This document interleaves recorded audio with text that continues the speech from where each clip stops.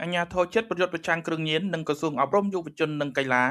រួមគ្នាបង្ការទប់ស្កាត់បញ្ហាគ្រឿងញៀននិងការប្រើប្រាស់កម្មវិធីទូរស័ព្ទដៃ No Drug នៅក្នុងសាលានិងសហគមន៍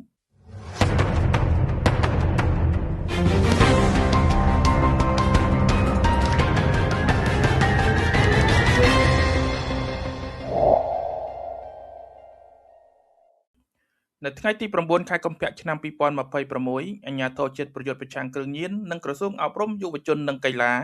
រួមគ្នាបង្ការទប់ស្កាត់បញ្ហាគ្រឿងញៀនបារីអេឡិចត្រូនិកនិងការប្រើប្រាស់កម្មវិធីទូរស័ព្ទដៃ No Drug នៅក្នុងសាលានិងសហគមន៍តាមរយៈសិក្ខាសាលាអប់រំផ្សព្វផ្សាយស្ដីអំពីផលប៉ះពាល់ដល់សុខភាពបណ្ដាលមកពីការប្រើប្រាស់គ្រឿងញៀនខុសច្បាប់បារីអេឡិចត្រូនិកមេរោគអេដស៍ជំងឺអេដស៍ការប្រឆាំងផលិតផលคล้ายៗនិងគ្រោះថ្នាក់ចរាចរណ៍ផ្លូវគោកដែលមានការចូលរួមពីសំណាក់មន្ត្រីនៃអង្គភាពពាក់ព័ន្ធលោកគ្រូអ្នកគ្រូនិងសិស្សានុសិស្សចំនួន256នាក់ដែលមាន150នាក់ជាស្ត្រីដើម្បីក្លាយខ្លួនជាជនបង្គោលនៅក្នុងដំណើរការ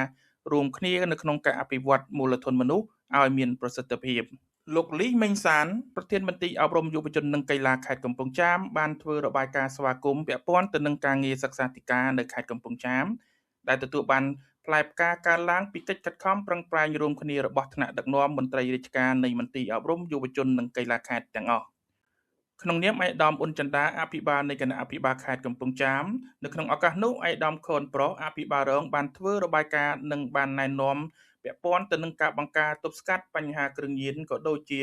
សុខភាពសិក្សាសម្ដៅនាំមកនូវភាពរីកចម្រើនរបស់វិស័យអប់រំសិក្សាធិការក៏ដូចជាអនាគតរបស់យុវជនទាំងអស់ថ្លែងនៅក្នុងនាមឯកឧត្តមនាយឧត្តមសេនីយ៍មាសវិរិទ្ធអគ្គលេខាធិការនៃអគ្គលេខាធិការដ្ឋាននៃអាជ្ញាធរជាតិប្រយុទ្ធប្រឆាំងគ្រឿងញៀនឧត្តមសេនីយ៍ឯកលឹមតុងហួតប្រធាននាយកដ្ឋានផ្សព្វផ្សាយអប់រំនិងទំនាក់ទំនងសាធារណៈបានថ្លែងអំណរគុណចំពោះកិច្ចសហការប្រកបទៅដោយស្មារតីទទួលខុសត្រូវរបស់ក្រសួងអប់រំយុវជននិងកីឡានិងបានលើកឡើងថាបញ្ហាគ្រឿងញៀនគឺជាបញ្ហារួមរបស់យើងទាំងអស់គ្នាដែលតម្រូវឲ្យមានការចូលរួមពីគ្រប់សមាសភាពបង្ការទប់ស្កាត់កុំឲ្យរីករាលដាលនៅក្នុងសហគមន៍ដែលក្នុងនោះយុវជនគឺជាកម្លាំងស្នូលជួយទៅដល់ការងារផ្សព្វផ្សាយអប់រំផ្ដល់ព័ត៌មានពិតទៅដល់ក្រុមគ្រួសារក៏ដូចជាប្រជាពលរដ្ឋទូទៅនៅក្នុងសហគមន៍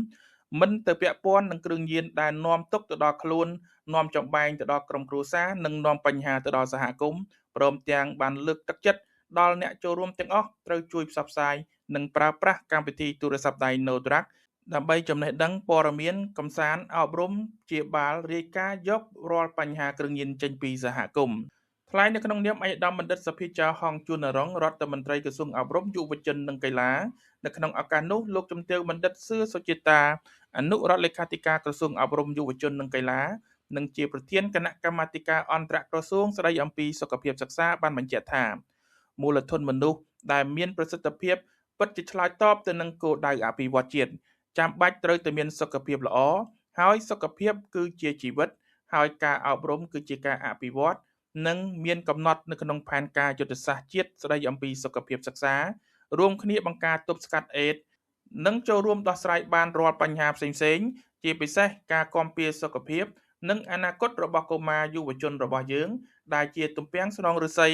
និងសូមអំពាវនាវដល់អ្នកចូលរួមទាំងអស់ឲ្យខិតខំបង្កើនការងារផ្សព្វផ្សាយអប់រំដែលជាការងារអាទិភាពគ្រប់បញ្ហាដើម្បីផ្ដល់ចំណេះដឹងនិងបំផុសការចូលរួមពីប្រជាពលរដ្ឋបន្ថែមទៀតឆ្ពោះទៅរកភាពជោគជ័យរួមគ្នាដើម្បីកសាងបាននូវសង្គមមួយដែលមានការរីកចម្រើនអភិវឌ្ឍលើគ្រប់វិស័យដោយគ្មានការញោមញីពីបញ្ហាគ្រឿងញៀនបារីអេឡិចត្រូនិកគ្រោះថ្នាក់ចរាចរណ៍និងបញ្ហាសង្គមនានានិងជំរុញនឹងការទាញយកការប្រើប្រាស់កម្មវិធីទូរស័ព្ទដៃ No Drug សម្ដៅនឹងការចូលរួមទាំងអស់គ្នា